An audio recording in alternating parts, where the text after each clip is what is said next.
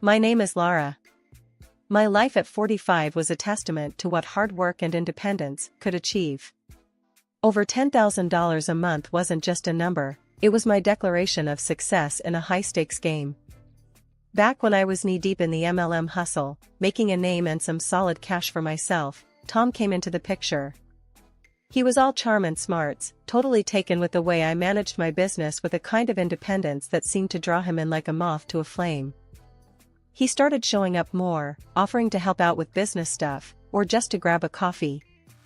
I wasn't looking for anything serious, mind you. I liked my freedom, liked making my own rules and breaking them if I felt like it. But Tom, he had a way about him, a persistence that wasn't pushy but kind of endearing. "You're not like most folks I meet in this gig," I told him once, over coffee. "Most guys run for the hills when they hear network marketing." Tom chuckled, taking a sip of his coffee. "Maybe I like the view from the hills. Gives me a chance to see who's climbing up to meet me." It was this blend of humor and sincerity that drew me to him. Our meetings became more frequent, and Tom's interest in my world grew. He asked questions, real ones that made me explain my business in ways I hadn't even considered. It was refreshing, invigorating, and, dare I say, flirtatious. We'd sit and chat about everything under the sun, and it wasn't long before he started talking about his mom. Now, I've always been close to my own folks, so hearing him speak so respectfully about his mother caught my attention. It wasn't just talk, you could tell he meant every word, held her in high regard. And that, I could respect. "Yeah, my mom's the real deal," he'd say with a kind of pride that lit up his face. "She's been through a lot, you know? Raised me all on her own. She's my rock." Hearing that stirred something in me. I've seen my own parents stick out the tough times, their love and respect for each other a constant through it all. I guess that's what got me seeing Tom in a new light. So, when he asked me to marry him, it wasn't the grand gesture or the promise of a life of ease that got me to say yes. It was the simple, honest love he had for his family. I thought, anyone who holds his family in such high regard, who talks about his mom with that much admiration, he's got to be a good man at heart. We got hitched, and those first few months were something out of a dream. Laughs, late-night talks about where we wanted our little empire to go, weekend getaways, just because we could. I was happy, genuinely happy, thinking I'd found someone who got me, who respected my hustle and had my back. After the initial bliss of our unconventional meeting and the whirlwind romance that followed, settling into married life with Tom brought its own set of challenges. One thing that started to stick out was Tom's relationship with his mother, Carol. It wasn't just close, it was suffocatingly tight. They were on the phone multiple times a day, and our weekends were monopolized by visits to her place. It started to gnaw at me, the extent of his attachment and the expectations it placed on us, especially me. One Saturday morning, as we were gearing up for yet another weekend at Carol's, I couldn't hold my tongue any longer. "Tom, do we have to spend every weekend doing chores at your mom's? I mean, doesn't she have anyone else to help out?" Tom looked at me like I'd just suggested we moon the neighbors. "Lara, she's old, and it's just us. Who else is gonna do it?" I sighed, frustration bubbling. "But, it's every weekend. Don't you think it's a bit much? I've got stuff I'd like to do too, you know?" His brow furrowed, and he crossed his arms, a clear sign he was digging in. "Look, Lara, she's my mom. She's always been there for me, and now it's my turn. I thought you'd understand that." The conversation was going nowhere, a stalemate between his unwavering loyalty to his mother and my growing resentment towards the situation.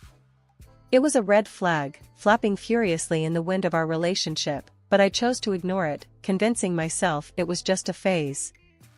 As weeks turned into months, the red flags multiplied. Tom's sarcasm about my work began to surface more frequently.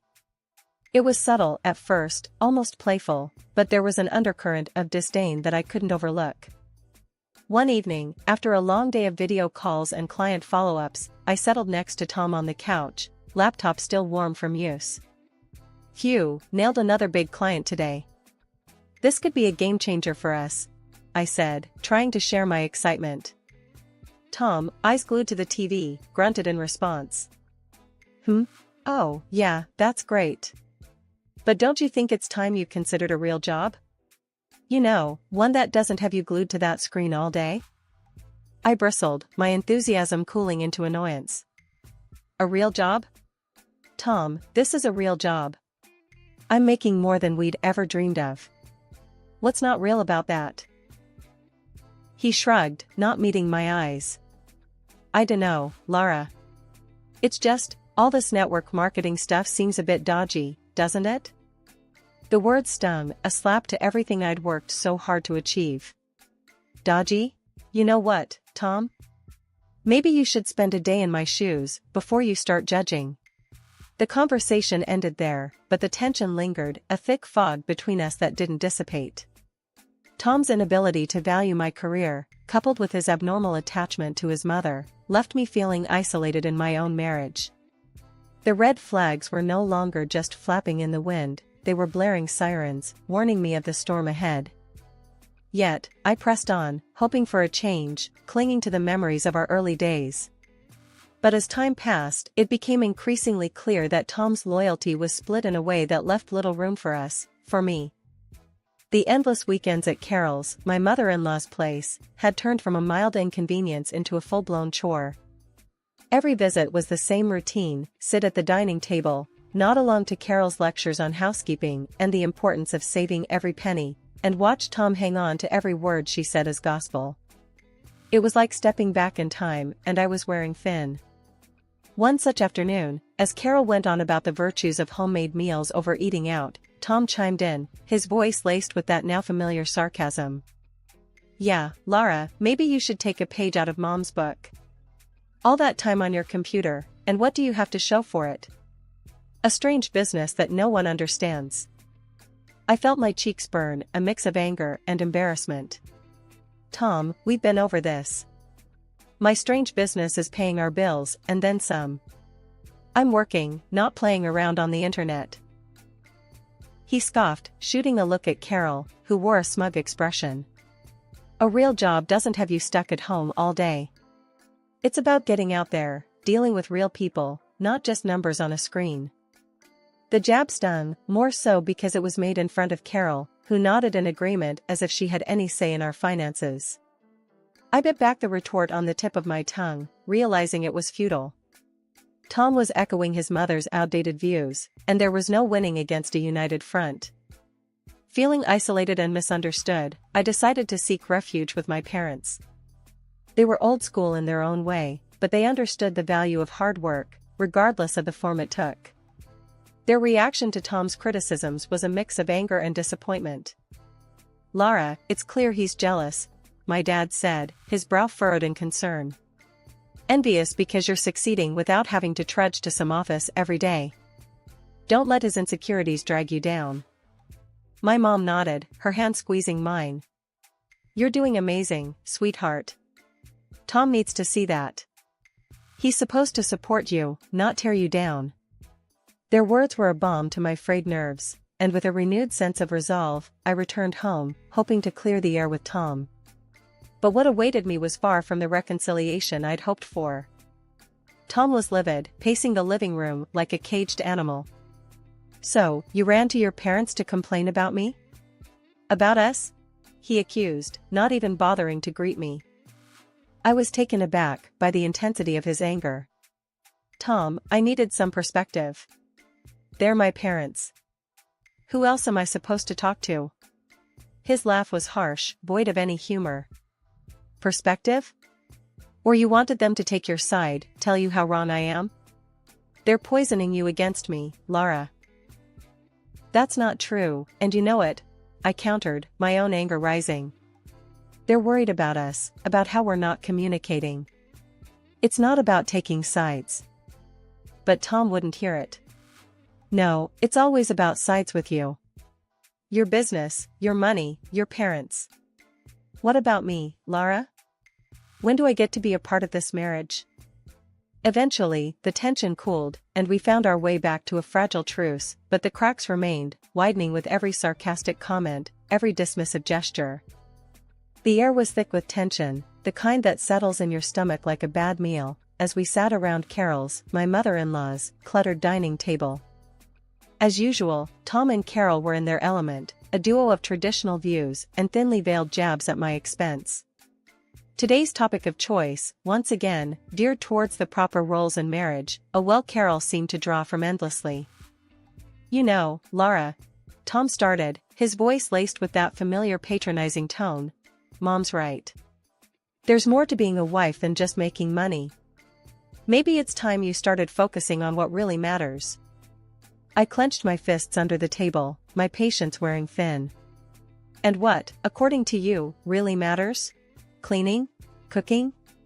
Being at your beck and call? Carol jumped in, her voice sharp. Exactly. It's about making a home, caring for your husband. Not glued to a screen all day. I know plenty of women who'd be more than happy to take your place, ones who understand the value of a proper marriage. The audacity of her words struck a nerve. Oh, is that so? I shot back, my voice rising despite my attempts to keep calm. You think you can just replace me with some stepford wife who fits your outdated idea of a proper marriage? Tom's allegiance was clear as he nodded along with his mother's cruel suggestion. Laura, you're missing the point. It's not about replacing you. It's about what's best for us, for our family. Best for us? Or best for you and your mother? I countered, feeling the weight of their united front. Since when did our marriage become a three-person decision? The humiliation of being openly discussed as replaceable, as if I were nothing more than a poor fit in their perfect world, was a new low. Feeling cornered and outnumbered, I pushed back from the table, my chair scraping loudly against the floor. You know what? If you're so convinced you can find someone better, then maybe you should. I spat out, the hurt evident in my voice. Tom looked taken aback, as if he hadn't expected his words and his mother's to cut so deep. But the damage was done, the line drawn in the sand. I thought marriage was about partnership, support, and love. Not constant criticism and unrealistic expectations, I said, my voice steady despite the turmoil inside. There was a heavy silence, one that spoke volumes about the state of our relationship. As I walked out of the room, the sound of my footsteps echoed, a resolute declaration that I wouldn't be belittled or demeaned any longer. After the last blow-up, I was done. Done with the weekend cleanups at Carol's, done with the moralizing, just done. Tom tried to guilt-trip me about it, calling me selfish, saying I didn't care about family. But I wasn't having any of it this time. I had reached my limit. Then came the day that broke the camel's back. I noticed our joint account was bleeding money, a lot of it. Money we'd been scrimping and saving for a new car, our dream car. My heart raced as I logged into our online banking, only to see a massive transaction that nearly wiped us out. I confronted Tom the moment he walked through the door. Where's the money, Tom? The car fund, it's practically gone. He couldn't look me in the eye. I had to use it for something important. Important? What could possibly be more important than what we've been saving for? I was fuming, barely containing my anger. It was for Mom's trip, her dream cruise to Europe. He mumbled it out like a confession. I was stunned into silence for a moment. You used our savings? For a cruise? Without even asking me? I couldn't believe what I was hearing. Tom finally faced me, his expression a mix of guilt and defiance. I thought you'd understand. It's her dream. Her dream? What about our dreams, Tom? What about our plans? I was shouting now, my voice echoing off the walls. He had no answer, just stood there looking pathetic. That's when I decided to take matters into my own hands. I called Carol, hoping, maybe foolishly, that she'd see reason. Carol, this has to stop. Tom used our savings for your trip. This is a mistake. You need to cancel it, I said, trying to keep my voice steady. Her laughter over the phone was like acid. Cancel?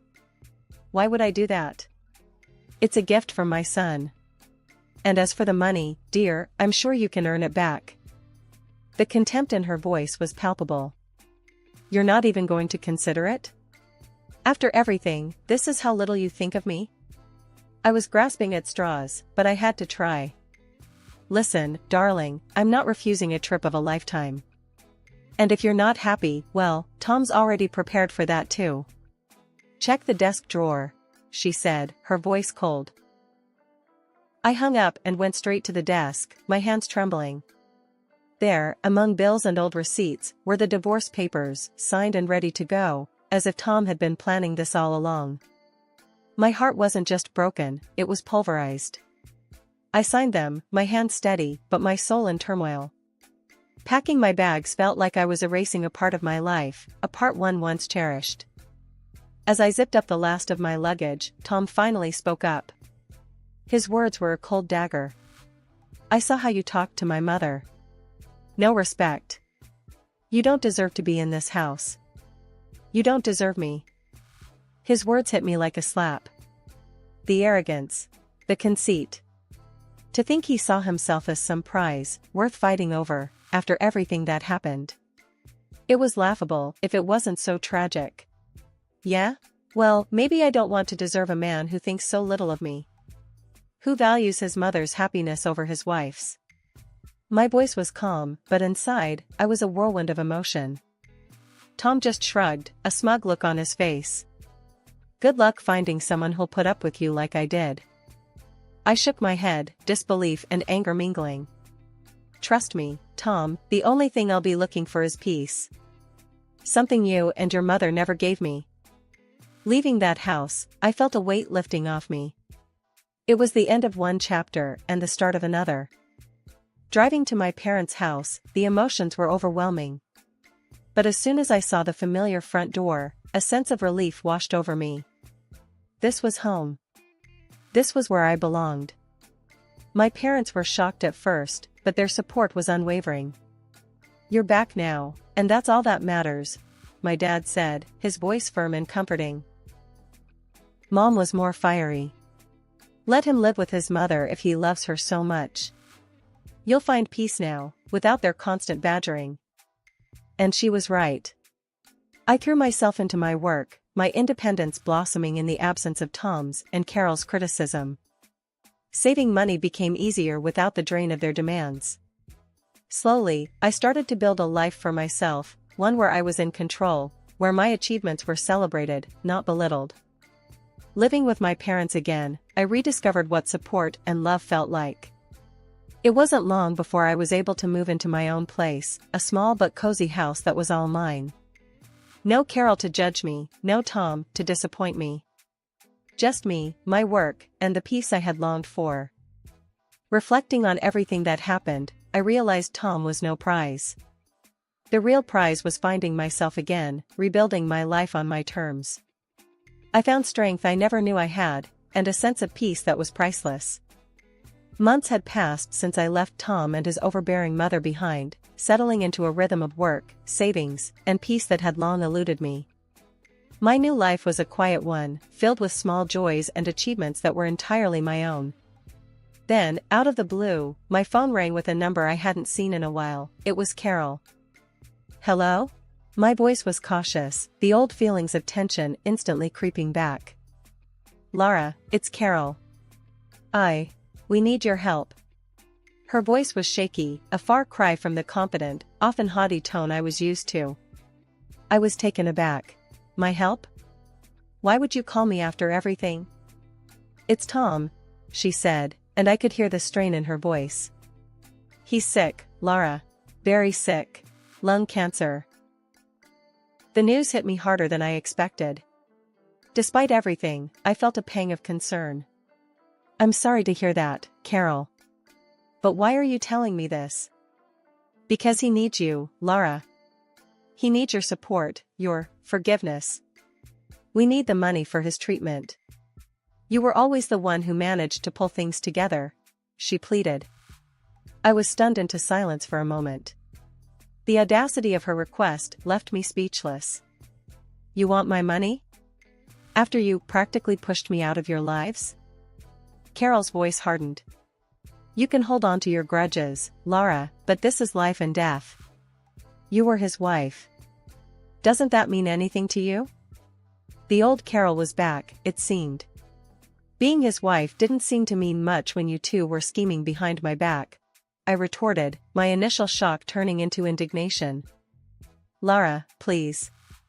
I wouldn't be calling if there was any other way. Think of the good times, of what you had with Tom. She tried to soften her tone, playing on my emotions. Good times? Carol, you made sure there were as few of those as possible. You and Tom made your bed. Now, you get to lie in it, I said, the years of frustration and hurt fueling my words. There was a pause, and then Carol's voice came through, colder and sharper than before. Fine. If that's how you want to play it. But remember, you're turning your back on Tom in his time of need. Not me. The call ended, and I sat there, phone in hand, a tumult of emotion swirling within me. Anger, guilt, sadness, a cocktail of feelings for a man who had chosen his mother over our life together, and for a woman who saw me as nothing more than a bank. In that moment, I realized the true extent of my freedom. I was no longer bound by their expectations, their demands, or their crises. My life was my own, built on my efforts, my sacrifices. The call, unexpected as it was, served as a stark reminder of the life I had left behind, a life filled with manipulation and emotional blackmail. As I put the phone down, a sense of resolve settled over me. My departure from Tom and Carol's lives was not just a physical one, it was an emotional and financial break too. I had moved on, building something that was entirely mine, free from their shadows. I started diving into investments, reading up every book and article I could get my hands on, and slowly, I began to see the fruits of my labor.